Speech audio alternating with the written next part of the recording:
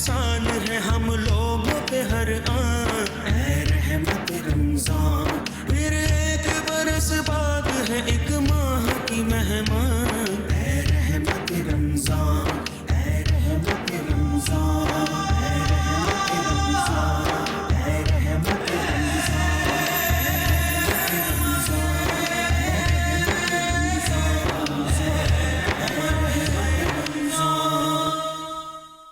औज़ुबिल्लाहि मिनश्शैतानिर्रजीम बिस्मिल्लाहिर्रहमानिर्रहीम। अस्सलाम वालेकुम नाज़रीन।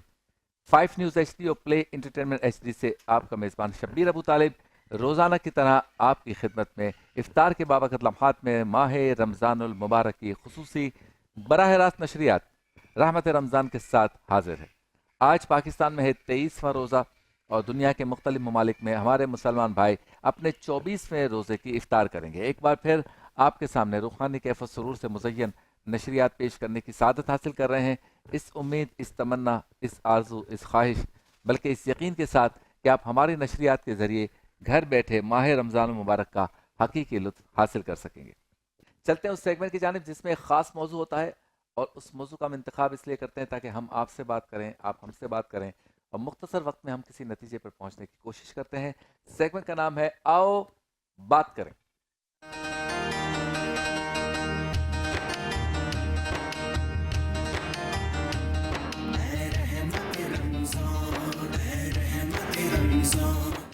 आओ बात करें में आज हमारा मौजू है मुल्क से बाहर जाने का शौक बहुत बढ़ता जा रहा है। बच्चे, लड़के, नौजवान, लड़के, लड़कियां जब देखते हैं आसमान से प्लेन जा रहा है तो उस एरोप्लेन को देखते हैं कि शायद इस फ्लाइट में मैं भी कभी बैठ जाऊं, मैं इस मुल्क से बाहर चला जाऊं।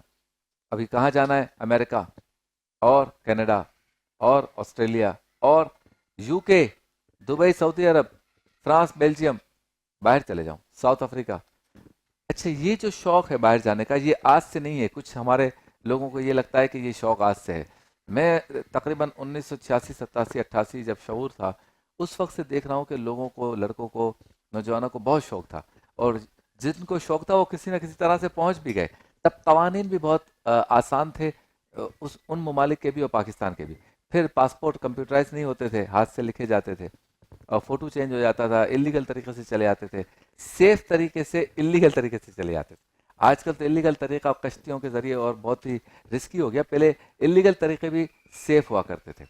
और जिस मुल्क में आपने जाना है वहाँ के बॉर्डर्स पे भी टेक्नोलॉजी इतनी फास्ट नहीं थी, इतनी अच्छी नहीं थी कि वो हर एक को पकड़ सके तो सब अंदर आ जाते थे। फिर उस मुल्क के कवानीन कुछ ऐसे बने हुए हैं इंसानी हुकूक के हवाले से कि उठा के ज़बरदस्ती बाहर फेंकना वो मुमकिन नहीं होता था, क्योंकि वहाँ पर पाकिस्तानी जाके एक वकील कर लेते थे, फिर बाकी काम वो वकील करता था। तो एक पूरा निज़ाम था। तो ये सोच जो है कि मुझे मुल्क से बाहर जाना है, ये पुरानी है।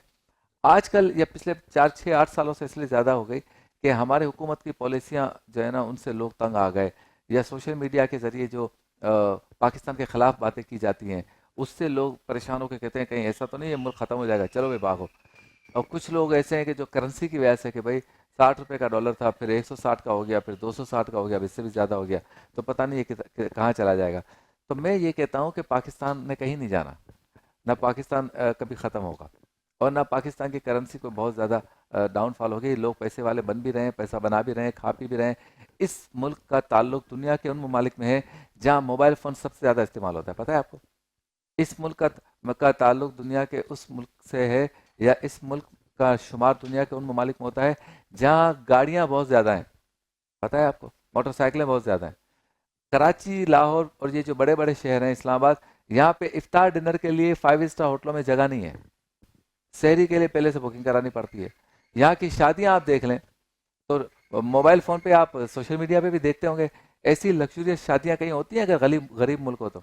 हमारे हुक्मरान के बाद हमारे ब्यूरोक्रेसी के बाद हमारे ताजिर, और फिर हर शख्स पैसा दिखाता कम है और जो दिखाते हैं वो इतना दिखाते हैं कि हम खुद परेशान हो जाते हैं। तो मैं ये नहीं कहता कि गरीब मुल्क नहीं है, मैं आप हम सब मुतवसत तबके के काफ़ी परेशान हैं, लेकिन ऐसा नहीं है कि ये मुल्क सुबह ख़त्म हो जाएगा। जैसे कि बाज़ लोग सोशल मीडिया पे ये उल्टी सीधी चीज़ें भेजते रहते हैं ना, यहाँ 1000 रुपये का डॉलर हो जाएगा। ये 26 करोड़ मुसलमान पाकिस्तानियों का मुल्क है जिसमें हर तरह के शोबे के लोग मौजूद हैं। एटमी क़ुव्वत हैं हम, इस्लामी मुल्क हैं। यहाँ की फौज मजबूत है, यहाँ का निज़ाम स्ट्रक्चर बहुत मजबूत है। निज़ाम को ठीक करने की ज़रूरत ज़रूर है, वो हर जगह पे रहती है, लेकिन ऐसा नहीं है कि आप हर बात पे अपने मुल्क को बुरा भला कहें और इस वजह से मुल्क से बाहर जाएं। अब आ जाते हैं इस पर कि क्या मुल्क से बाहर जाने का शौक ये गलत है? बिल्कुल गलत नहीं है। आप पढ़ने भी मुल्क से बाहर जा सकते हैं, कमाने के लिए भी जा सकते हैं, आप जो है कारोबार करने भी जा सकते हैं, इन्वेस्टमेंट भी कर सकते हैं। तो मुल्क से बाहर जाने का शौक होना चाहिए, प्लानिंग के तहत जाएं, मशवरा करके जाएं। मुल्क को बुरा भला कह के या यहाँ से पैसे कमा के इस मुल्क को गाली दे के पैसा बाहर लेके जाना ये गलत है। अब चलते हैं उस सेगमेंट की जानिब जिसमें हमारे साथ होते हैं हकीम शाह नज़ीर साहब, और वो हमें बताते हैं कि बीमारियों से बचने के लिए बेहतर और बेहतरीन मशवरा ये है कि आप एहतियात करें। सेगमेंट का नाम है एहतियात लाजिम है।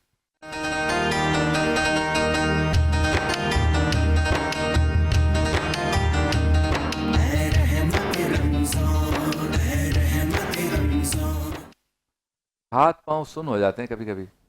अब हम सोचते हैं कि नीचे बैठ गए इस वजह से हो गए, ये इस तरह बैठ गए तो हो गए, अब खड़ा नहीं हुआ जा रहा।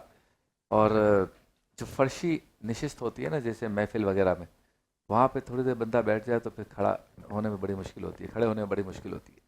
तो ये हाथ पाँव जो सुन हो जाते हैं, इससे मुतालिक आज गुफ्तगू करेंगे हम हकीम शाह नज़ीर साहब से, और ये भी पूछेंगे कि आम तौर पर कभी कभार हाथ पाँव का सुन हो जाना ये बीमारी तो नहीं है, और अगर बीमारी नहीं है तो फिर क्या है?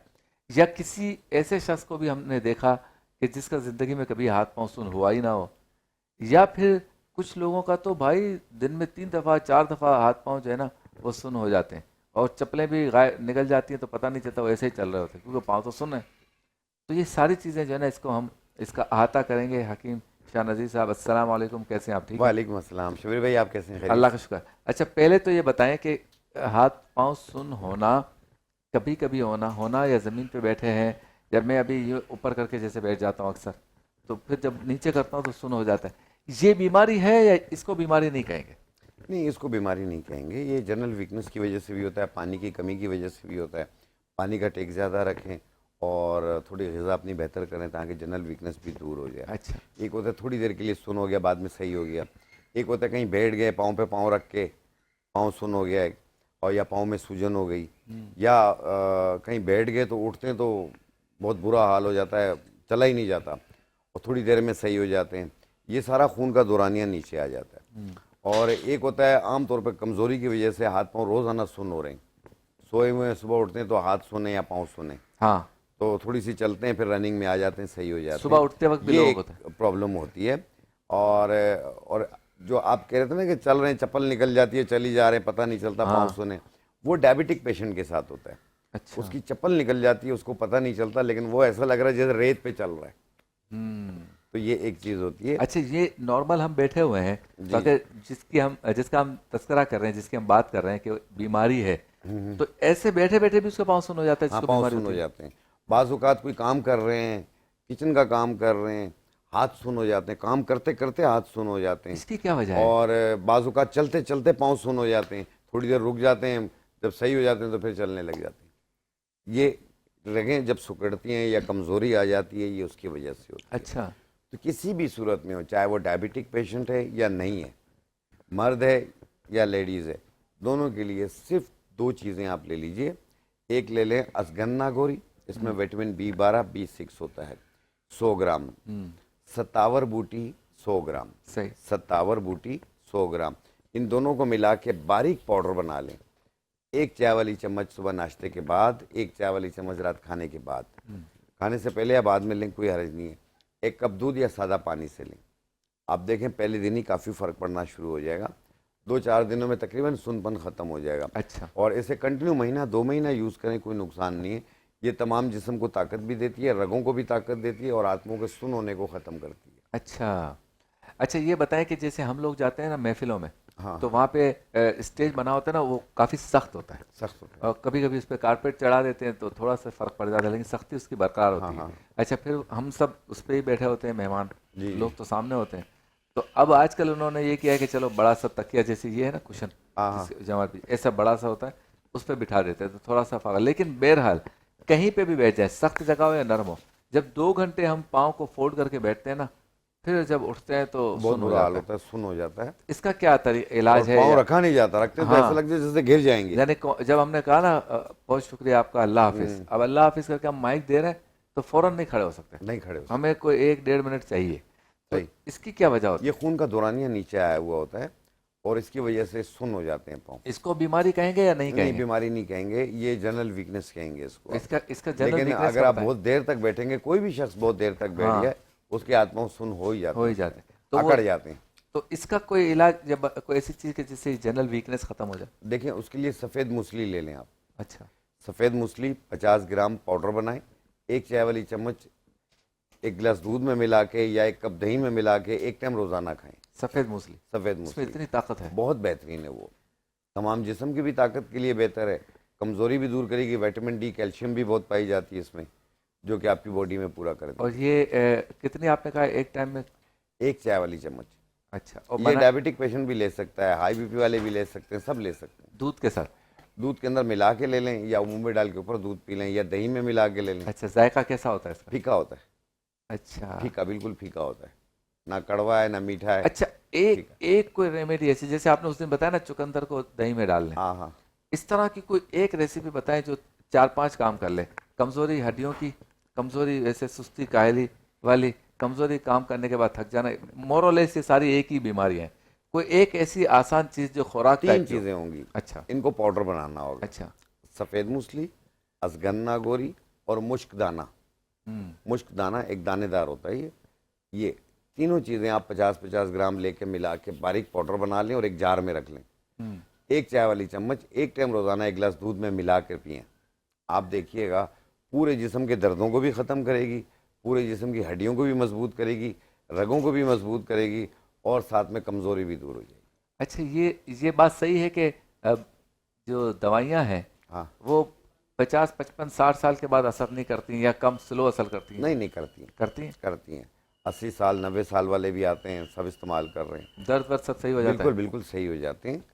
और याद रखिएगा, कोई भी चीज़ अगर इस्तेमाल कर रहे हैं जो 7 दिन में काम नहीं करे, वो 7 साल में भी नहीं करेगी। फर्क आना चाहिए, फर्क 7 आना दिनों में। चाहिए। आप कोई भी चीज़ लेते हैं, कोई भी दवा लेते हैं, 5 दिन 7 दिन में आपको काफ़ी हद तक बेहतर हो जाना चाहिए। हाँ। अगर आपको रिजल्ट नहीं आ रहा, अपने पैसे बर्बाद ना करें, मजीद ना बनाएं। और अगर मैं आपसे कोई दवाई लूँ और आपको कहूँ 7 दिन में फर्क नहीं आया तो पैसे वापस लूंगा, तो कैशियर पैसे दे देगा मुझे? आपको देंगे ही 7 दिन की ना। अच्छा। और नहीं हुआ तो 8वें दिन आएंगे ना हम? तो 8वें दिन आएंगे, हम कहेंगे जितनी दवा दी थी उतनी वापस लाएं। नहीं तो पैसे तो वापस नहीं, वो तो उतर गई, तभी तो वो- पता चला कि फर्क नहीं पड़ा। तो वो पैसे भी उतर गए ना। वाह वाह वाह। हाँ, वो उसकी हमने 160 रुपए के हिसाब से चीनी ले ली। अच्छा। अच्छा, तो ये बताएं कि आप ये दावा जब करते हैं कि 7 दिन में असर नहीं करेगी, तो इसके बाद आगे भी नहीं करेगी? नहीं, ये तो बिल्कुल। डॉक्टर्स भी नहीं कहते, नहीं, जिनका इलाज काफी तेज होता है। आपका तो निस्बतन स्लो लेकिन श्योर होता है, पक्का होता है। हाँ, हाँ। तो फिर आप कैसे ये दावा नहीं, करते मेरा ज़मीर नहीं मानता। मेरा ज़मीर ये कहता है कि एक इंसान एक उम्मीद लेकर आता है आपके पास कि मैं यहाँ आऊँगा ठीक हो जाऊँगा, फला चीज़ खाऊँगा ठीक हो जाऊँगा। तो खुदारा उसको अच्छे तरीके से गाइड करें और उसके चेकअप के बाद एक अच्छी चीज़ उसके लिए तशख़ीस करें कि ये चीज़ इस्तेमाल करें और उसको डायग्नोज करें कि आपको ये बीमारी है, उसको बताना ज़रूर चाहिए। अच्छा, अब एक चीज़ आप बताएं ऐसी, जैसे अभी आपने एक चीज़ बताई ना, इन 4-5 चीज़, एक चीज़ ऐसी बताएं जो चेहरे पे लगानी हो, उसी से मुंह धोएं, उसी से गोरापन भी रहे बरकरार, जिल्द मतलब स्किन टाइट रहे, ढली ना रहे, थकन ना हो स्किन पे और दाग धब्बे भी ना हो। कोई एक ऐसी चीज़ देखिए, एक चावल होते हैं ना, चावल, हाँ आपने चावल ले लें, 50 ग्राम उसका आटा बना लें आप, ठीक है। और उसी के अंदर 50 ग्राम मूंग की दाल डाल दें, मिक्स करके बारीक पाउडर बना लें। फिर इसको दूध में या अर्क गुलाब में पेस्ट बना के पूरे चेहरे पे लगाएं और आधे घंटे बाद चेहरे को धो लें, पानी के साथ धो लें, चावल और साबुन मूंग से की धो लें। दाल? हाँ, आप देखिएगा स्किन भी लिफ्ट करेगी और जो धब्बे मब्बे बने होंगे वो भी साफ होंगे। पक्की बात है? पक्की बात है। अच्छा, सिर्फ आंखों के नीचे हल्के, वो भी इसी आंखों के में? नीचे जो डार्क सर्कल्स हो रहे होते हैं, ये एक अलग रीज़न है। देखो, ये अच्छा। अंदर से आ रहे होते हैं।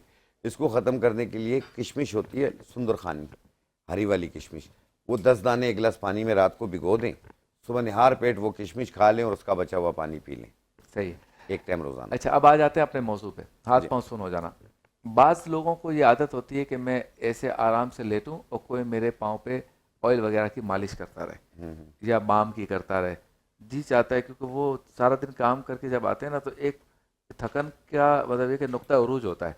ये भी कोई बीमारी है कि यार हर वक्त आप चाहते हो कि मेरे ऊपर पाँव दबाता रहे, या कोई बीमारी नहीं है, वैसे ही एक शौक वाली बात है? नहीं, ये एक आदत है। ये इसकी आदत ख़राब हो गई है।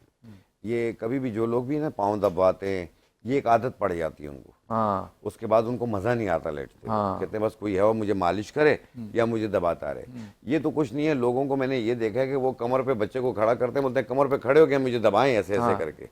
उसका इतना खतरनाक रिएक्ट होता है कि कमर के मोरे दब जाते हैं, जिसको अर्कुल निसा का दर्द करते हैं, जो रग है वो दब जाती है। हाँ। फिर कमर से पीछे पीछे टांगों में दर्द आता है, उसकी वजह से भी पाँव सुन्न होते हैं। तो ये कभी भी किसी को ना बोलें कि ऊपर खड़े होकर पाँव दबाइए, ये काम ना करें। और दूसरा ये है कि उस सूरत में दबवाएं कि जब आपने कोई बादी चीज़ खा ली होगी तो पिंडलियों में दर्द हुआ है, पिंडलियों में ही दर्द होता है। बाकी जो हड्डियों में दर्द होता है उसको दबा तो सकते नहीं, वरना हड्डी उंगलियों में दिल चाहता है कि उंगलियां कोई दबाता रहे या उंगलियां दबाता रहे। पैरों के तलवे पे कोई मालिश करता ये एक आदत हो जाती है। ये आपने आदत डाल दी अपने आप को। ये अक्सर लोगों के साथ ये प्रॉब्लम होती है। साइको हो जाता है बंदा साइको हो जाता है कि मुझे इससे तस्कीन होगी। हाँ, पानी का टेक ज़्यादा रखें वो। और जैसे सिंघाड़े होते हैं, सिंघाड़ा, वो दूध में मिला के पिया करें ताकि आपकी बॉडी में कैल्शियम पूरी होती है। सिंघाड़ा का आप बहुत ज़्यादा इसका इस्तेमाल बताते हैं। सिंघाड़ा, अजगन्ना, गोरी, इसमें सफ़ेद बहुत ताकत है मूंगफली। सिंघाड़ा में। सिंघाड़ा में भी बहुत ताकत है। इसके अलावा जैसे मर्द हजरात हैं 40 से 45 साल के हो गए हैं, ठीक है, वो नर छुआरा होता है, बड़े वाला बसरे का होता है, वो 2 दाने जो है दूध में पका के और वो छुआरा खा लें, उसका बचा हुआ दूध पी लें। आप देखें सर से लेके पाँव तक की ताकत के लिए बहुत बेहतरीन है ये, हर किस्म की ताकत देगा। ये क्या कहा आपने इसका नाम? बसरे का नर छुआरा। बसरे का बसरा, ये जो कूफे में अपने वो इराक में है। जी जी जी, वहां से आता हाँ, है ये बड़ा, इतना बड़ा छुआरा होता है ना।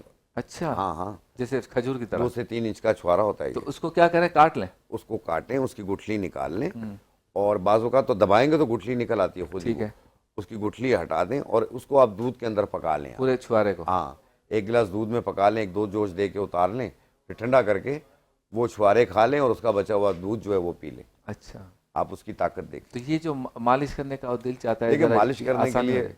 सबसे बेहतरीन, अगर जैसे बुजुर्ग लोग करते हैं, घर वाले करते हैं, टांगों में हाथों में मालिश करते हैं, तो अपना पेन किलर ऑयल खुद बनाएं आप।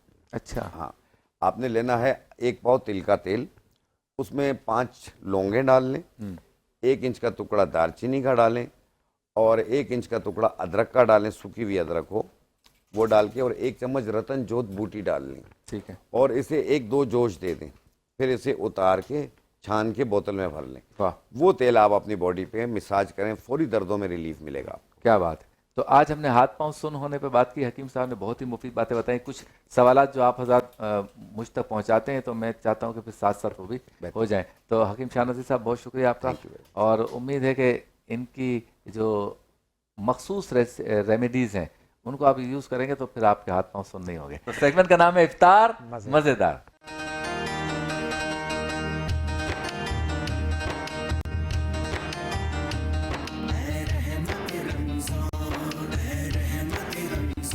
जी, आप कुछ कह रहे थे? जी, मैं ये कह रहा था कि जैसे आपने कहा कि नेक्स्ट मंडे आप या मैं घर पे बना रहे होंगे, मैं तो यहाँ पे ही बना रहा हूँ आप लोगों के साथ। वाह, वाह, वाह। बिल्कुल ईद के स्पेशल शो होंगे और रेगुलर डेज में मेरा शो का जो टाइम है वो 11 से ऑनवर्ड था और फिर कुछ अरसे के लिए 2 बजे 1 बजे हो गया था।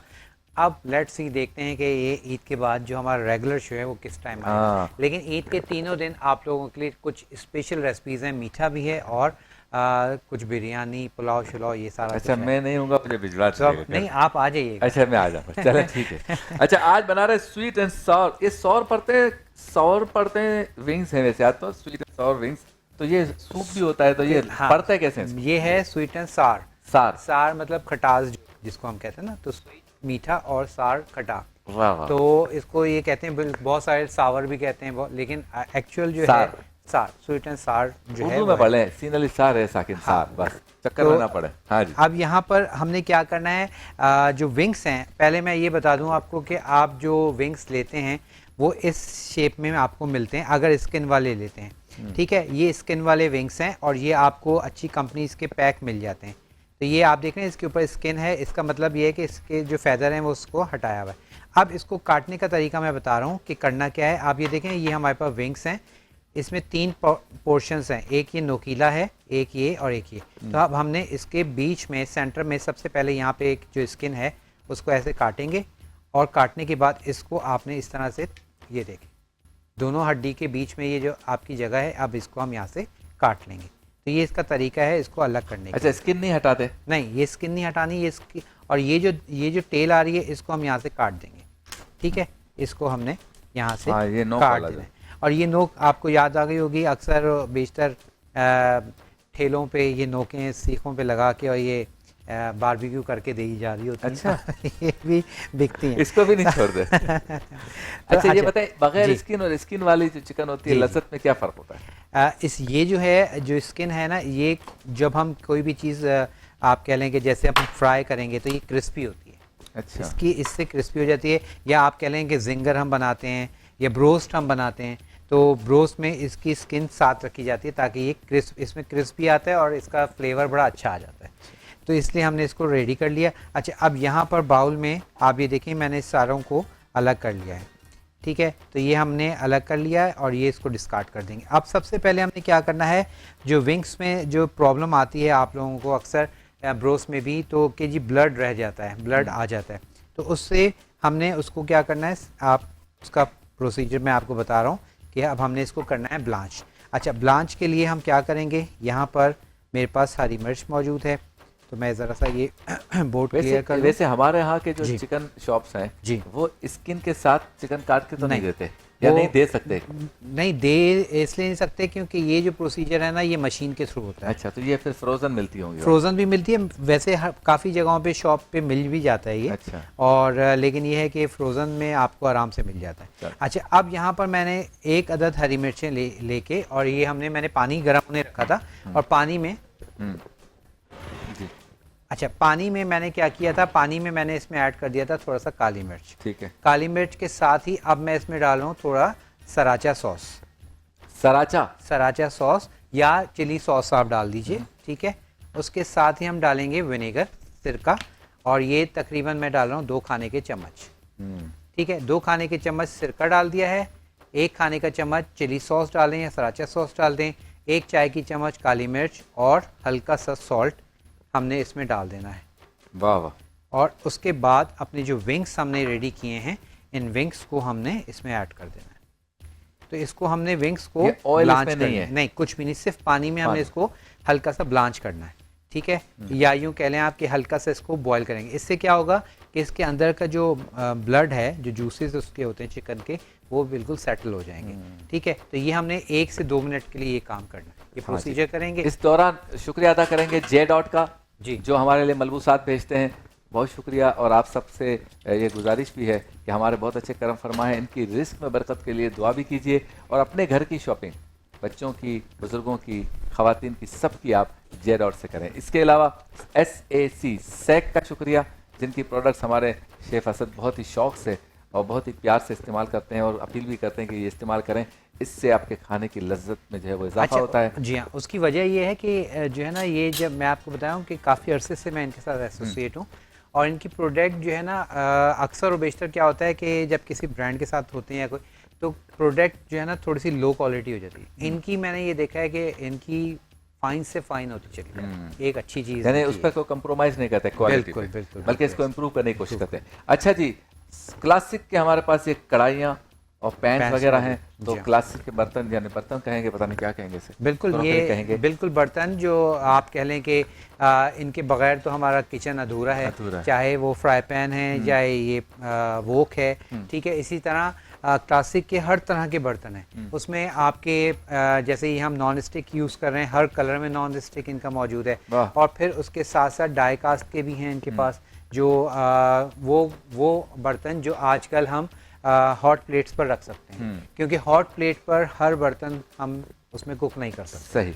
और ग्लैम गैस को कैसे पूछ सकते हैं? बिल्कुल जी, ग्लैम गैस तो हमारा जिसने हमें इतना खूबसूरत सा ये किचन भी बना के दिया है, हाँ। और ओवन प्रोवाइड किया है, माइक्रोवेव प्रोवाइड किया है, और ये हॉब जो है हमारे पास प्रोवाइड किया है। ग्लैम गैस का शुक्रिया। हमारी पीठ बहुत मजबूत है, पीछे है ना हमारे भाई। अच्छा जी, ये कहाँ से आते हैं, ये बताएं लोगों को। ये बेसिकली जाके आप जोड़िया बाजार से ले लें, क्या करें? ये अच्छे, मैं हमेशा ये कहता हूँ कि किचन की जो चीज़ें हैं ना, एक दफ़ा इन्वेस्ट करें और वो फिर अच्छी ले। अच्छी लें। अच्छा, छुरा खरीदते वक्त क्या एहतियाती तदाबीर? ये बेसिकली ये जो हमारे हैं, ये नाइफ थोड़ी सी एक्सपेंसिव हैं, ये चाइना की हैं, हाँ। और मुझे तो खैर ये गिफ्ट मिला था, और ये जो है बेसिकली ये वो नाइफ हैं जिसको आपको ये लाइफ टाइम तेज रहती हैं। एक दफा इनको ले लें आपको- फिर हाँ, इसको आपको धारी, वो कहते हैं ना, वो धारी क्या कहते हैं, धार लगाने की जरूरत हाँ, नहीं। मतलब वो Just इसको आप- बकरीद की रात को जो नहीं ढूंढ रहे होते हम छुरी तेज करने वाले, तेज करने उधर जाने वाले, की जरूरत नहीं पड़ेगी।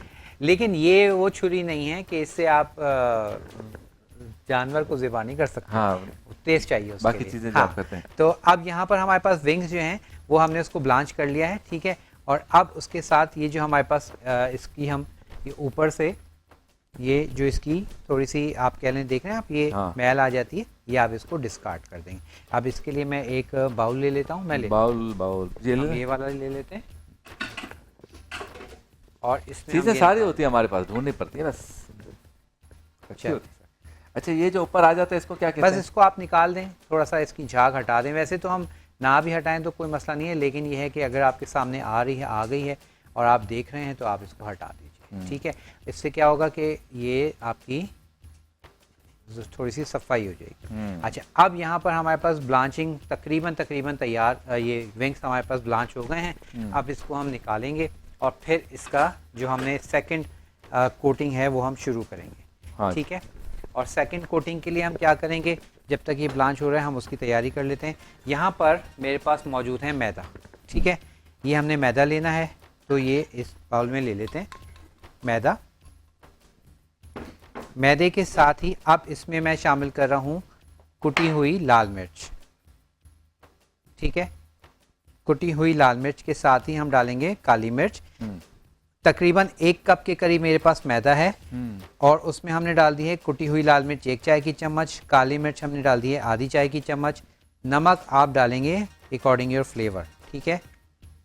ये हमने नमक डाल दिया और उसके साथ ही जो है अब इसको हमने अच्छे से मिक्स करना है ताकि सारी चीज़ें हमारे मैदे में मिक्स हो जाएं।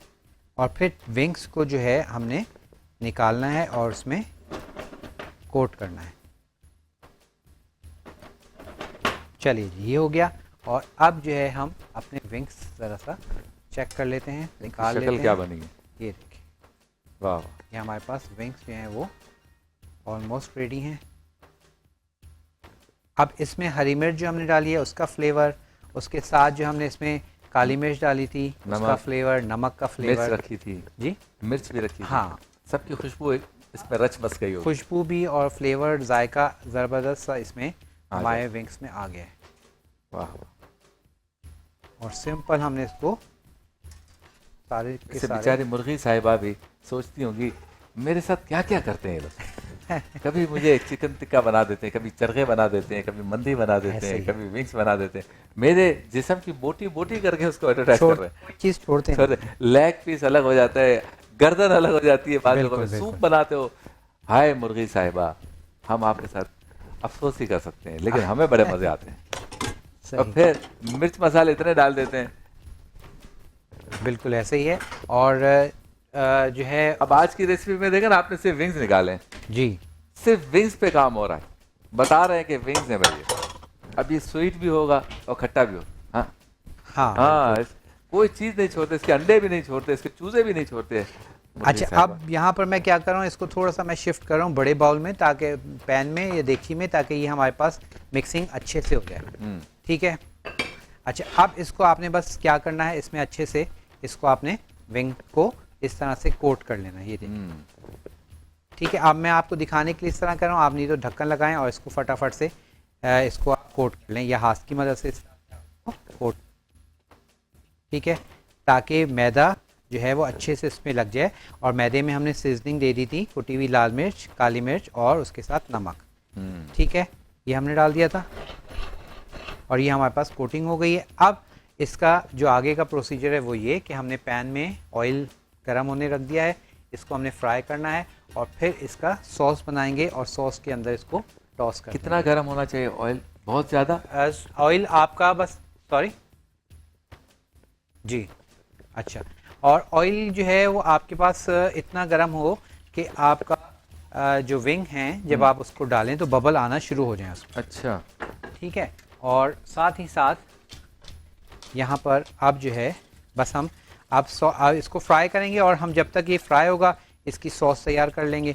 और सॉस बहुत ही आसान है, अब मैं आपको सॉस बता देता हूँ। अच्छा, हमारी सॉस की चीज़ें जो है हमें वापस चाहिए होंगी। हाँ हाँ, मैं ये लिया। ठीक है। अच्छा, मैं थोड़ा सा काउंटर क्लीन कर लेते हैं, ये हटा देते हैं और ये मैं आपसे ले लेता हूँ। ये आ गए सॉस की। बहुत शुक्रिया। क्या क्या काम करे एक बंदा भाई, सारे काम मुझसे करवा रहे हैं। चलो ठीक है, मोहब्बत है आपकी, अभी तो कर रहा हूँ, एक हफ्ता है बस। मैं इसलिए कह रहा हूँ ना, ईद की शो में भी आ जाए। अच्छा, ये आपकी यहाँ मोहब्बतों का शुक्रिया। चलिए। और अच्छा, अब जो है इसकी सॉस की तैयारी करेंगे। वही पैन मैंने ले लिया है और इस पैन में हम जो है ले लेंगे अपना जनाब सबसे पहले चिली गार्लिक सॉस।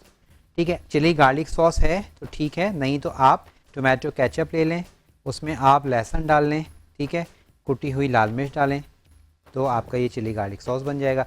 तो ये मैंने इसमें ऑलरेडी चिली गार्लिक सॉस ले लिया है। ठीक है, स्वीट एंड सार विंग्स बन रहे हैं जी। अच्छा जी, यहाँ पर ब्रेक पर जाने से पहले हमने ऑयल को गर्म होने रख दिया था और अब मैंने इसमें विंग्स डाल दिए हैं फ्राइंग के लिए। सही। ठीक है, ये हमारे पास फ्राई हो रहे हैं और दूसरी जानिब हमने इसका जो स्वीट एंड सार जो हमने सॉस बनाना है, उसके लिए हमने चिली गार्लिक सॉस ले लिया था, ओके। तकरीबन 1 कप। उसके बाद हम इसमें ऐड करेंगे 1 खाने का चम्मच हम डाल रहे हैं इसमें मस्टर्ड। सैग का मस्टर्ड सॉस। ठीक है, उसके साथ हम डालेंगे विनेगर यानी कि सिरका 1 खाने का चम्मच। ठीक है, 1 खाने का चम्मच ये ऐड हो गया। उसके साथ अब ये डिपेंड करता है कि आप जैसे, वैसे तो ये स्वीट एंड सार है और स्वीट चिली सॉस नहीं है, तो आप इसमें अगर ये ओमिट करना चाहें सराचा सॉस तो आप ओमिट भी कर सकते हैं। तो मैं इसमें थोड़ा सा डाल रहा हूँ, थोड़ा अच्छा फ्लेवर आ जाता है। अच्छा। ठीक है, और अब इसको हमने अच्छे से मिक्स कर लेना है। ठीक है, इस तरह से हमने मिक्स कर लिया। दोबारा से सुन लीजिए, 1 कप हमने स्वीट चिली सॉस ले लिया था, उसके साथ ही हमने सॉरी चिली सॉस लिया है, नॉट स्वीट चिली सॉस के साथ ही हमने 1 खाने का चम्मच हमने ले लिया मस्टर्ड सॉस और उसके साथ विनेगर 2 खाने के चम्मच विनेगर और 1 खाने का चम्मच सराचा सॉस लेके हमने इसको अच्छे से मिक्स कर लिया। सही। और अब जो है यहाँ पर हमारे पास विंग्स रेडी हो रहे हैं और अब इसको हमने स्पाइडर नेट से अच्छे से इसको हम क्या करेंगे, यहाँ पे इसको हम चेक कर लेंगे कि विंग्स हमारे पास, ये देखें बेहतरीन से विंग्स रेडी हो रहे हैं। और तो पहले ही गए थे जी बिल्कुल। अब इसको हमने बेसिकली कलर देना है। अच्छा, यहाँ पर अक्सर लोग पूछते हैं कि जी जब हम रोस्ट वगैरह बनाते हैं तो उसमें हमें कैसे पता चलेगा कि रोस्ट हमारे पास पक गया है, अंदर से गल गया है या अक्सर कच्चा रह जाता है। तो उसका तरीका ये है कि जब आप रोस्ट बनाते हैं तो जब चिकन आप डालते हैं फ्राइंग के लिए तो चिकन नीचे बैठ जाती है। जैसे हमने विंग्स डाले, विंग्स नीचे बैठ गए। हाँ। अब जैसे जैसे ये पकते जाएंगे, तैयार होते जाएंगे, ये ऊपर फ्लो कर जाएंगे, फ्लोट करेंगे, ऊपर तैरने लग जाएंगे और अपना जो वेट है इसका कम हो जाता है और ये ऊपर आ जाते हैं। तो इट्स मीन कि हमारे चिकन जो है वो जो भी है ब्रोस्ट कुछ भी जो बना रहे हैं वो हो जाएगा तैयार। अच्छा, सेकेंडली एक चीज़ हम और करते हैं वो ये कि ये तो विंग्स हैं, मैं इसमें नहीं कर रहा, लेकिन अगर आप ब्रोस्ट बना रहे हैं तो जब आप चिकन को डाल दें, ब्रोस्ट की चिकन को डाल दें फ्राइंग के लिए, ऊपर से ढक दें। अच्छा, ढकना ज़रूरी है क्योंकि उसके अंदर मॉइस्चर जाना चाहिए, चिकन अंदर तक बिल्कुल गलनी चाहिए, सॉफ्ट होनी चाहिए। और हम कमर्शियली जो रेस्टोरेंट्स में आप लोग देखते हैं तो उसमें स्टीमर लगे हुए होते हैं हमारे पास। हाँ। और वो स्टीमर में हम इसको डाल देते तो टाइमर भी सेट करते हैं। तो वो स्टीमर का काम यही है कि स्टीम में अंदर तक वो गल जाती है, पक जाती है। तो घर में आप अपना स्टीमर इस तरह से इसको बना सकते हैं कि इसके ऊपर बस कवर कर दें। अब यहाँ पर कितना पकाना है अभी? इसको इतना पकाएंगे कि बस ये लाइट हो जाएंगे। आप ये देखें ऊपर तैरना शुरू हो गए, जो जो रेडी होते जा रहे हैं उसमें कलर भी लेना शुरू कर लिया है और ये कलर भी ले लेंगे और अच्छे से ये देखें वेट में भी आप जब फील करेंगे तो आपको हो जाएगा कि ये लाइट हो गए हैं। बस ये मेरे ख्याल में 1 से 2 मिनट और लगेंगे और ये हमारे पास तैयार। हाय बेचारे मुर्गी तेरे विंग्स तल के ऊपर आ जाते हैं ऊपर। बिल्कुल, क्योंकि विंग्स है ना, विंग्स है भाई। देखें इसे वो वाले विंग्स नहीं है कि तेल से बाहर निकल के उड़ना शुरू कर दें। लेकिन अब चाहे आप ब्रोज बना रहे हैं, उसमें आप थाई ले रहे हैं या ब्रेस्ट कप बना रहे हैं, जो भी है, आप देखेंगे कि वो बिल्कुल लाइट हो जाएगा। अगर लाइट नहीं हुआ और आपने निकाल लिया तो वो फिर कच्चा रह जाएगा।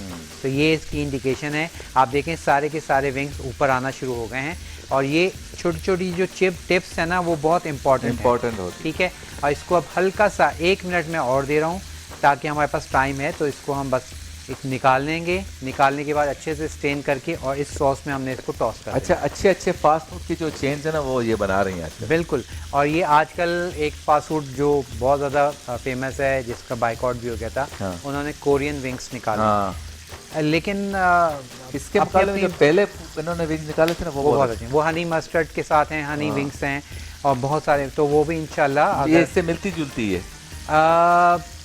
कह सकते है हैं, ना? लेकिन सॉस उसकी सॉस डिफरेंट उसका होती है, different उसमें शहद का इस्तेमाल है, ठीक आधी है कुटी काली मिर्च बहुत ज़्यादा है, लाल मिर्च। जी, लाल मिर्च बहुत का वो ज़्यादा। स्पाइसी हैं और ऑलमोस्ट, लेकिन उसमें ये जो मेन इंग्रेडिएंट है उसका वो जो है उसमें आता है शहद, शहद के साथ उसको बनाया जाता है। ये देखें कलर कैसा हमारे हो गया। पास कलर आ गया है। अब दूसरी टिप एक और ये है कि जब तक आप फ्राइंग की सारी चीज़ें बाहर ना निकालें, जब तक चूल्हा बंद ना करें, अच्छा, नहीं तो आपकी बाकी चीज़ जो आपने चूल्हा बंद कर दिया तो वो ऑयल सोक कर लेती है। चलें जी, ये हो गया।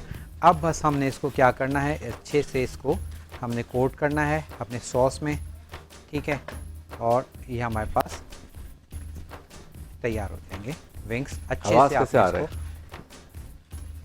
इससे आपको पता चल रहा होगा कि कितने ही क्रिस्पी हैं। क्रिस्पी हो गए। और ये जो आपने प्रोसीजर करना है, जैसे बस अफ्तारी शुरू होने वाली है, हाँ। अजान होने वाली होगी, तो उस वक्त आपने ये इसको टॉस कर देना है। हाँ। आप पहले करके रख देंगे तो ये सौगी हो जाएगी। हम तो दो घंटे पहले बना रहे हैं, हाँ, 6:45 के आसपास जाएगा ये हमारे लुकमे की सूरत इख्तियार हम करेगा। उस वक्त ये समझ लेंगे कि बस अभी अभी हो गया हो है। गया, हम तो इसी सारी जिंदगी ये समझने में ही निकल गई हमारी कि कोई हर चीज़ को बस समझ लो। समझ लो।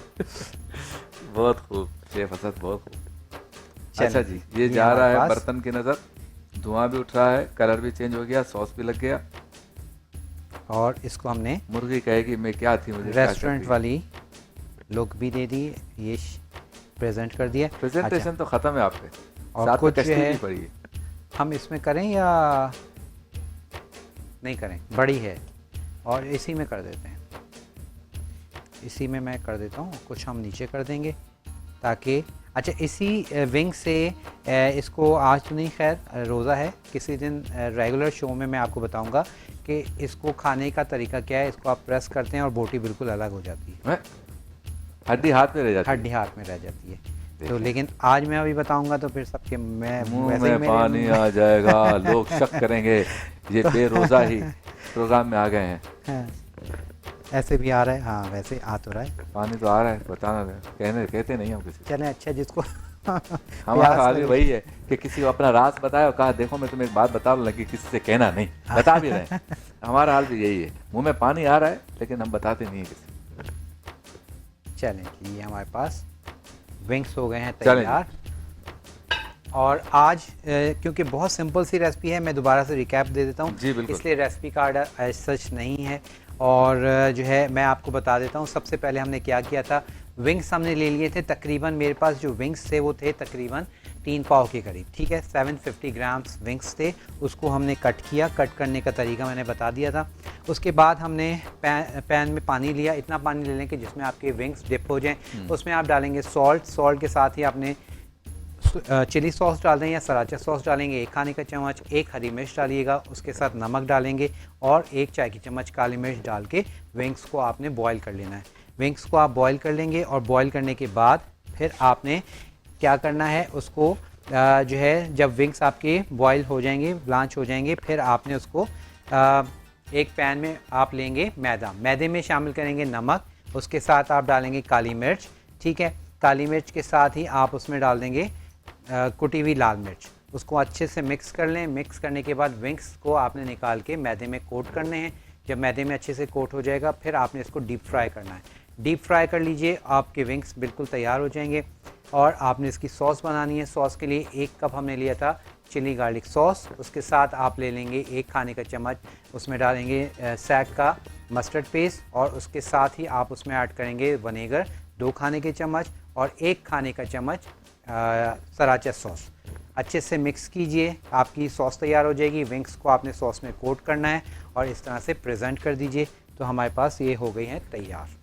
अच्छा ये बताइए, ईद के दिनों में क्या रेसिपीज बनती है ज़्यादातर? ईद के दिनों में ज़्यादातर जो रिक्वेस्ट आ रही होती है वो बिरयानी की तो सबसे ज़्यादा रिक्वेस्ट आती है।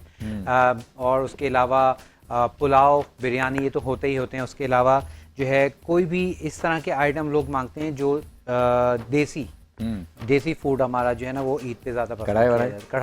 कढ़ाई 3 चीज़ों की तो हर वक्त रिक्वेस्ट आती है, कढ़ाई, बिरयानी और पुलाव। ये तो तैयार पड़ा। जी हाँ। अच्छा, और मीठे में हर घर में जैसे शीर बनती है, मैं आपको इस दफ़ा कुछ डिफरेंट शीर बनाना सिखाऊंगा और वो आप देखेंगे। अच्छा, उसके अलावा एक कुनाफा बहुत ज़्यादा कुनाफा फेमस है। अच्छा होता है। कुनाफा मैं सिखा चुका हूँ, लेकिन ब्रेड कुनाफा मैं आपको सिखाऊंगा इंस्टेंट, कि आप फ़ौरन किस तरह से कुनाफा ब्रेड इतना में महंगा क्यों है कुनाफा? कुनाफा बेसिकली उसमें जो चीज़ें हैं ना, उसमें रबड़ी भी है, उसमें चीज़ भी डलती है और तो सेवइयाँ। चीज़ें उसकी थोड़ी सी महंगी महंगी हैं। लेकिन जो जैसे मैंने कहा कि ब्रेड कुनाफा हम बनाएंगे इंशाल्लाह इस ईद में आपको सिखाऊंगा, ताकि आप लोग फटाफट बना के उसको एंजॉय करेंगे, उसी टाइम खा तो सकेंगे कम खा से भी कम? सकेंगे। बिल्कुल। पता था चल।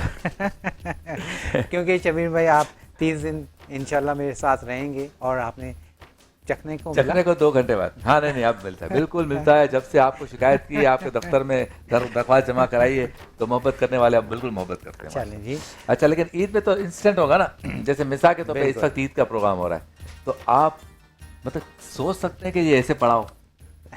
एक आध दो तो हमने खींच ही लेने लाइफ बिल्कुल, में, बिल्कुल चखने में ही हो जाता चखने है। चखने में हो जाए। बहुत शुक्रिया शेफ असद, आप रोज़ाना तशरीफ़ लाते बहुत हैं शुक्रिया। और इसी तरह से आप मुस्कुराहटें भी बखेरे, लोगों के घरों में अच्छी अच्छी डिशेस पहुंचती हैं। और ये भी अल्लाह का करम है कि इस टेक्नोलॉजी के ज़रिए ये आसानी हो गई कि कोई आके आपको फिजिकली नहीं सिखाता, देख लें और आप सीख जाएं, बिल्कुल। और भूल जाए तो दोबारा रिपीट पे देख लें। देख लें।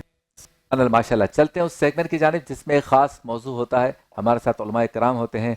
उस मौजू का जिसका हमने इंतखाब किया है उस पर सहर हासिल गुफ्तगू करने की इस मुख्तसर से वक्त में कोशिश करते हैं। सेगमेंट का नाम है आलिम टाइम।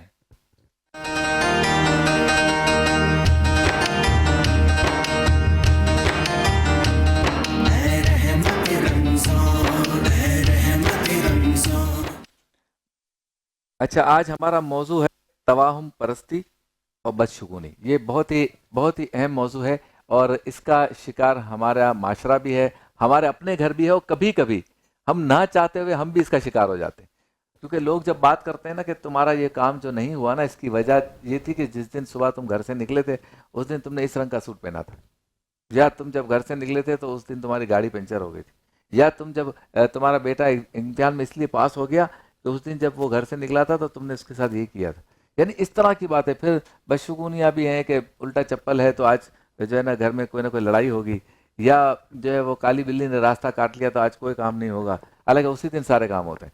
इसी तरह से मुर्गी का सदका देना है तो उसका कलर ये होना चाहिए, बकरा लेना है तो उसका कलर ये होना चाहिए, गाय की कुर्बानी की है तो इस पिछले साल ऐसी की थी तो इस साल ऐसी। यानी इतनी चीज़ें ख़वातीन में तो ये भर के है कि मैंने अपने कपड़े का सूट किसी को दिया था पहनने के लिए, जब से वो सूट वापस मेरे घर में आया है मेरे जिस्म में दर्द होना शुरू हो गया है। मुझे कभी ज़िंदगी में जो है वो कब्ज़ नहीं हुई, पेट में दर्द नहीं हुआ, कोई बीमारी नहीं हुई। जब से पड़ोसी का खाना खाया है ना, उस दिन से ये सब कुछ हो रहा है। तो ये सब है असल में या नहीं है, इस पर आज हम बात करेंगे। डॉक्टर जवाद साहब और मुफ्ती गुलाम दस्तगीर साहब हमारे साथ हैं। तो मुफ्ती साहब पहले तो ये बताएं कि क्या इसका कोई वजूद है या नहीं है? आपके पास तो बहुत लोग आते होंगे इसके लिए। बिस्मिल्लाहिर्रहमानिर्रहीम, इहदिनस सिरातल मुस्तकीम, सदक़ल्लाहुल अज़ीम। देखिए, आपने बड़े खूबसूरत सवाल के अंदर ही जवाब दे दिया है कि शगुन लेना शरीयत मुतहरा में इसका शरई हुक्म क्या है। हाँ। पहली बात तो ये, पहले उससे पहले हम ये देखते हैं कि शगुन है क्या। हाँ। शगुन नहीं लेना कि किसी से, कोई किसी के आने से, वक्त से, आदमी से, जानवर से, किसी कपड़े, रंग, जैसे आपने सवाल में जिक्र किया, तारीख या दिन, या उसको अच्छा या बुरा जानना। देखिए, अच्छा जानना शरीयत मुतहरा में मना नहीं है। जैसे कि हज़रत इमाम हसन मुस्तफ़ा पैदा हुए, हाँ। तो उनकी पैदाइश को, इसी तरह हज़रत ज़ुबैर इब्न अव्वाम पैदा हुए, हाँ। तो उनकी पैदाइश को मदीना मुनव्वरा में ये पहला बच्चा था जो मुसलमानों में पैदा हुआ, तो इनका पैदाइश को अच्छा सा शगुन लिया गया। अच्छा। तो अच्छा शगुन लेना मना नहीं है, यानी अच्छी फाल लेना, उससे अच्छी मुराद लेना, लेकिन बुरी मुराद लेना ये मना है। जैसा कि सरकार दो आलम अलैहिस्सलाम की हदीस मुबारक वाज़ेह है इस बारे में। हुजूर, लोग जो है उल्लू को मनहूस समझा करते थे। हाँ। इसी तरह सफ़र के महीने को, जो इस्लामी महीना है, सफ़र के महीने को मनहूस समझते थे। तो सरकार दो आलम अलैहिस्सलाम ने फरमाया, ला तैरा वला हामा वला बूमा वला सफ़रा औ कमा क़ाल अलैहिस्सलाम। हुजूर ने फरमाया कि ये उल्लू और ये सफ़र का महीना ये मनहूस नहीं है। अच्छा। इसी तरह सरकार दो आलम अलैहिस्सलाम ने गोया कि जड़ काट दी। तवाहुम परिस्थिति के जितने तरीके हैं, जो गलत तरीका राइज है, आप ये देखिए हमारे यहाँ बेशुमार तरीके गलत तरीके राइज हैं, और इस्लाम सर को भी करना ही इसी गलत तरीकों की आया है, गलत रवाज की, वहम की, क्योंकि वहम का इलाज नहीं है। वहम में इंसान पढ़ेगा तो पढ़ता ही चला जाता है, हर चीज़ में वहम करेगा। और जिस तरह आपने फरमाया खवातीन क्या मर्द क्या सभी इसका शिकार है, इल्ला माशाअल्लाह कोई महफूज है। उसकी वजह क्या है, असबाब क्या होता है, इंशाल्लाह हम बाद में जिक्र करते हैं। लेकिन मैं यहाँ बताता चलूँ कि कुरान मजीद फुरकान हमीद की जितनी आयतें बदशगुनी के हवाले से नाजिल हुई हैं, उसमें बदशगुनी लेना, अच्छा शगुन लेना मुसलमानों को तरीका बताया है। और कुरान ने फरमाया कि जो बदशगुनी लेते हैं ये काफिरों का तरीका है। अच्छा। कुरान मजीद फुरकान हमीद में उसकी वाज़ेह मिसालें बयान की गई कि जनाब मूसा अलैहिस्सलाम के मुकाबिल थे फ़िरौनी।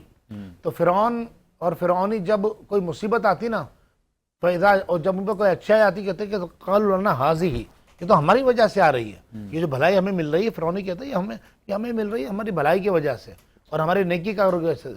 और कुरान मतलब इन तुसिबुहुम सय्यअतुन, और जब उन पर कोई बुराई आती यत्तय्यर बिमूसा व ममन मअहा, फरमाया कि वो कहते हैं कि ये जो मूसा और उनके साथ जितने लोग हैं ना, उनकी वजह से हम पर नहुसत पड़ रही है। अच्छा। अब ये सोच आज मुसलमानों के अंदर डेवलप हो गई है। इसी तरह कुफ़ार कुरैश क्या करते थे कि वो जानवर को जब ज़िबा करते तो उसका खून, उसका गोश्त जो है काबे की दीवार पर लगाते। अच्छा, काबे की दीवार पर लगाने का मकसद क्या होता, उससे क्या उनका नज़रिया होता? उनका नज़रिया ये होता कि जब एक तो देखो खून नापाक है, ऑलरेडी जब गोश्त काटा गया है, जानवर को ज़िबा किया गया, उसके ऊपर भी खून होगा। अब वो बैतुल्लाह जैसे अजीम दीवार पर लगे तो वैसे ही ज़ाहिर सी बात है ये बेअदबी है। तो अब उनका मकसद ये होता था कि बेअदबी अपनी जगह है, लेकिन हमारा एक नज़रिया ये होता है कि ये करने से ना हमारा जानवर फ़ौरन अल्लाह की बारगाह में पहुंच जाएगा। अच्छा। तो कुरान मजीद फुरकान हमीद रब्बुल आलमीन ने सूरतुल हज में रसूलुल्लाह के क़ल्ब अतर पर कुरान की आयत नाजिल फरमाया लन यनालल्लाह लुहुमुहा वला दिमाउहा वलाकिन यनालुहु तक़वा मिनकुम। अल्लाह ने फरमाया कि तुम्हारे खून और तुम्हारे गोश्त जो है ना, ये अल्लाह की बारगाह में नहीं पहुँचते, अल्लाह की बारगाह में दिल की परहेज़गारी पहुँचती है। बहरहाल और भी कई मिसालें कुरान मजीद में कि जो मना किया गया। इसी तरह ये कहना कि ये जो है ना क्या नाम है, जैसे शादियों में हमारे यहाँ बहुत ज़्यादा होता है, क्या शादी में ये इतना दर्दनाक लम्हा होता है कि बेवा औरत को पीछे कर दिया जाता है, 7 सुहागनें आएंगी और वो आकर जो जना वो जो है ना क्या नाम है मेहंदी लगाएंगी या जो कुछ उटपटांग किस्म की रस्में होती है। अच्छा, अब आप खुद सोचिए कि बेवा औरत की नऊज़ुबिल्लाह कहीं ना कहीं तो अच्छा उनका तस्वुर क्या होता है कि ये जो इस बेवा औरत की नहूसत है ना, ये दुल्हन पर पड़ी जाएगी नऊज़ुबिल्लाह, जबकि इस्लाम ने इसकी सख्ती से तरदीद की है। इसी तरह चांद और सूरज को देख लें, चांद और सूरज को जब ग्रहण लगता है, किस कदर खुराफात, हालांकि ये अल्लाह की निशानी में से निशानी, कोई धात वाली चीज नहीं पकड़ना। अच्छा, हामिला औरत के बारे में खास तौर पर कहा जाता है। अच्छा, फिर उसके ऊपर बाकायदा वाकयात, ये मैंने भी सुने, इस वक्त जितने नाजरीन सुन रहे हैं यहाँ जो सेट पे मौजूद हैं, इनमें भी अक्सर आप समय सुने होंगे सबने कि जी वो एक औरत थी, हामिला थी, तो उसने माना नहीं इस बात को, वो चांद गिरन था, सूरज गिरन था, उसने जो है कैंची से कपड़ा काटा, जब बच्चा पैदा हुआ तो कान कटा पैदा हुआ।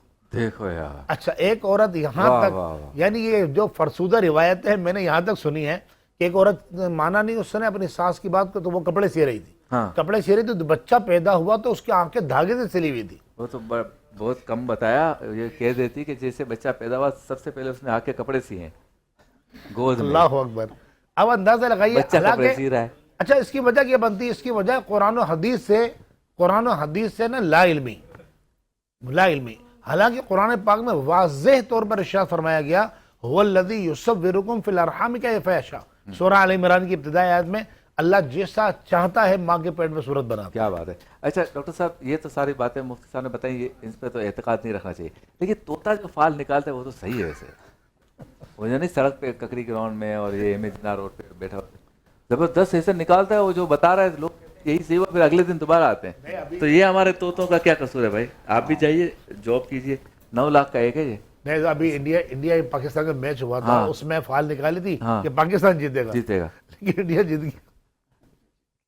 बिस्मिल्लाहिर्रहमानिर्रहीम।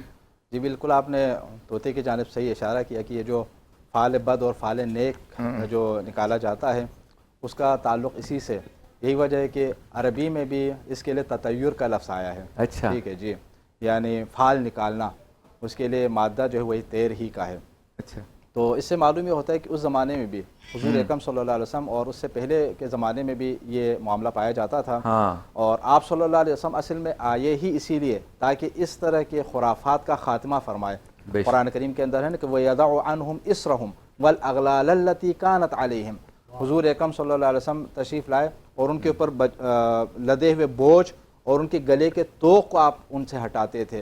तो किस तरह का बोझ था? क्या वाकई उन्होंने अपनी पीठ के ऊपर कुछ उठाया हुआ था या उनके गले के अंदर कोई पट्टा बंधा हुआ था? इस तरह नहीं था, मतलब यानी जहालत का बोझ था। इसी तरह की जाहिलाना आदतें, जाहिलाना खुराफात, जाहिलाना रसूमात कि जिनके अंदर ये लोग गिरफ्तार थे, कि जिसकी वजह से वो उन चीज़ों को जो है अपनी ज़िंदगी के अंदर असर देते थे। ठीक है, इसके बहुत सारी मिसालें मिलती। जैसे जब वो किसी इलाके के अंदर जाते थे उस ज़माने में, तो एक इलाके के अंदर अगर खड़े होते थे तो वहाँ पर सामने खड़े होकर, ये आपको हंसी आएगी, हो सकता है नाज़रीन को, वहाँ पर खड़े होकर वो 40 मरतबा जो है वो गधे की आवाज़ निकालते थे। अच्छा जी। और उनका अकीदा ये था कि इस इलाके के अंदर अगर भूत हैं, जिन्नात हैं और वो हैं, ताकि उनके असरात हमारे ऊपर न पड़े। गधे की आवाज़ निकालना? हाँ, गधे की आवाज़ से वो भूत वगैरह भाग जाएंगे वहाँ से। अच्छा, भाग जाएंगे। तो अच्छा, शहर के अंदर अच्छा, उन लोगों के लिए ये कि आप गधे की आवाज़ निकालें? जी। तो अरब के अंदर इस्लाम से पहले जो मुख्तलिफ़ खुराफात और गलत किस्म के अकायद पाए जाते थे, उनका तस्करा हो रहा था कि वो किस तरह बदशगुनी का शिकार थे, किस तरह मुख्तलिफ़ कामों के हवाले से अपनी ज़िंदगी के अंदर तासीर के कायल थे। उन्हीं में एक वाक़या मैंने आपके सामने बयान कर दिया। इस तरह के और भी मिलते हैं। जैसे वो रिवायात के अंदर ये है कि अगर वो किसी इलाके के अंदर चले जाते और वहाँ पे ज़ाहिर सफ़र करते वक्त अपने जानवरों को साथ लेकर जाते थे, तो उनमें जो मादा जो गायें वगैरह है ना, वो अगर पानी नहीं पीते तो जो नर जो बैल वगैरह है उनके सींगों के ऊपर मारते थे।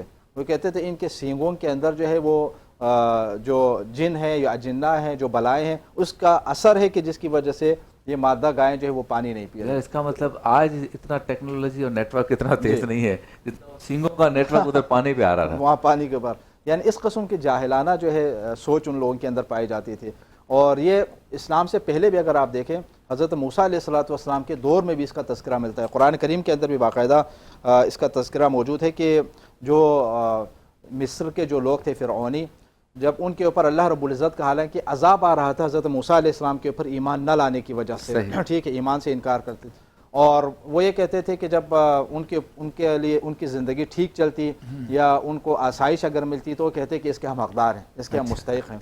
लेकिन इसके बाद अगर उन्हें परेशानी लाहिक़ हो जाती, उनके ऊपर ज़िंदगी तंग हो जाती, मुश्किलात अगर पेश आ जाती, अल्लाह रब्बुल इज़्ज़त की जानिब से निशानियाँ ज़ाहिर होना हो जाती, तो ये कहते थे कि ये जो है हज़रत मूसा अलैहिस्सलाम और आपके जो जानिसार साथी हैं उनकी वजह से, उनकी बदशुगनी का नतीजा है। वो इसको जनाब मूसा अलैहिस्सलातु वस्सलाम के खाते में डालते थे कि वो यहाँ पर हैं और वो अलग अक़ीदा रखते हैं, तो उनका असर हमारे ऊपर हो रहा है। अच्छा, ये पामिस को जो हम हाथ जाते हैं, इसके बारे में आप इल्म तो बहरहाल ये है, एक है नहीं, इसके हवाले से देखें, असल में रिवायात के अंदर अगर आप देख लें ना, तो खैर और बद दोनों के हवाले से मिलता है कि जिस तरह मुफ्ती साहब भी सही वो रिवायत के मुताबिक बयान कर रहे थे ना कि फाल बद आप अपनी ज़िंदगी के अंदर न लें कभी भी। अच्छा। ठीक है, खैर के हवाले से कहा गया कि खैर का असर वो कर लें, आप खैर के ऊपर आप जो है वो अपनी ज़िंदगी के मसाइल को हमल कर लें। वो इसलिए कि अगर आप अपनी ज़िंदगी के अंदर बाज़ चीज़ों को खैर के ऊपर हमल करेंगे ना तो उसका अच्छा असर होगा, लेकिन फाल बद के ऊपर अगर करेंगे तो बुरा असर ही होगा। अच्छा, इसका जो सबब है, इसका सबब असल में यह है कि रवानी तौर पर यानी नफ्सियाती तौर पर इंसान के ऊपर असर होता है। इंसान ने यह समझ लिया कि मेरी फ़र्ज़ कर लें कि मेरे हाथों की लकीरों का ये असर मेरी ज़िंदगी के ऊपर पड़ेगा। अच्छा डॉक्टर साहब ये बताइए कि ख़वातीन में तवाहुम परस्ती बहुत ज़्यादा उरूज पर है आजकल के माहौल में हम आ जाएँ तो क्या तरगीब देंगे? ये बढ़ने की वजह ड्रामे हैं, फिल्में हैं, हॉरर मूवीज़ हैं या अंग्रेज़ी मूवीज़? आजकल चूँकि नेटफ्लिक्स आम हो गया है तो इस वजह से उसकी तरफ भी लोगों का या ख़वातीन का ध्यान ज़्यादा है और फ़ौरन एक्सेप्टेंस की भी जो हिस्स है ना वो ख़वातीन में ज़्यादा है, तो क्या कहेंगे सवाल? देखें, इसका ताल्लुक़ आपके एतिक़ाद, आपकी फ़िक्र, आपकी सोच और जहनी कैफियत के ऊपर है। हाँ। कि जो शख्स जितना जहनी तौर पर, फ़िक्री तौर पर कमज़ोर होगा वो इस तरह की चीज़ों से जल्दी मुतासिर होगा। हाँ। ठीक है, कभी ये ख़वातीन में आपको ज़्यादा नज़र आएगा, कभी कभी बाज़ मर्दों में ख़वातीन से भी ज़्यादा आपको ये नज़र आ जाएगा। ठीक है, क्योंकि उनके अंदर फ़िक्री कमी है, क्योंकि इन चीज़ों में असल में अल्लाह रब्बुल इज़्ज़त के ऊपर हमें तवक्कुल करना चाहिए। हम मुख्तलिफ़ चीज़ों के असरात को अपनी ज़िंदगी के अंदर कबूल कर लेते हैं, ठीक है, जिनसे रोका गया है। मैं एक रिवायत आपके सामने पेश कर दूं जिसमें हुजूर अकरम सल्लल्लाहु अलैहि वसल्लम ने इरशाद फरमाया कि सलासुन ला यस्लमु मिनहा अहदुन, 3 चीज़ें ऐसी है कि जिनसे कोई बच नहीं सकता, कोई उससे सालिम नहीं। उनमें से एक फरमाया अत्तैरा, एक यही फाल, ठीक है, और वल हसद व जन, और दूसरा हसद है और जन है। जब आपने ये फरमाया कि इन तीनों से कोई बच नहीं सकता, तो एक शख्स ने सवाल किया कि या रसूलल्लाह फिर क्या किया जाए, फिर क्या कर सकते हैं हम इनके मुकाबले में, कि ये मसाइल तो पेश आ जाते हैं। तो उस मौके पर आपने इरशाद फरमाया कि जब कोई फ़ाले बद तुम्हारे सामने अगर पेश आ जाए तो उसकी परवाह ना करो, ठीक है। तुम्हारे जहन में ये ख्याल आ रहा है कि आज मेरे साथ, मैंने घर से बाहर निकलते ही जैसे मेरी निगाह जो कौवे के ऊपर पड़ गए, हाँ। तो अब मेरा पता नहीं पूरा दिन बुरा गुजरेगा, हाँ। तुम इसकी परवाह ही ना करो, अच्छा गुजरेगा तुम्हारा। वाह वाह। तो उसके बाद क्या है, ये जो फ़ाले बद आपने लिया था ना, उसका कोई असर आपके ऊपर नहीं होगा। अच्छा, दूसरा है कि हसद, किसी के साथ हसद हो जाता है, दिल के अंदर कभी कभी पैदा हो जाता है, तो उसके ऊपर अमली रद्द अमल आप ना दिखाएं। हसद के ऊपर ये है ना कि आप उसका तज़किरा फिर किसी के सामने कर दें, उसकी बुराइयां शुरू कर दें, उसकी ग़ीबत शुरू, यानी अमली तौर पर आप उसके ऊपर कोई असर ना दिखाएं, कोई रिएक्शन ना दिखाएं। और तीसरा ये था कि जन, बदगुमानी, ठीक है, बदगुमानी। अच्छा, मैं जे वाला जन समझा जी, जे वाला जन समझा मैं ज़े वाला जन है, ज़े वाला ज़े वाला जन कि इस्लाम जो है बदगुमानी से वैसे भी मना करता है। इंसान को कहा गया है कि दूसरों के बारे में हुस्न जन रखें, ठीक है, सुए जन ना रखें।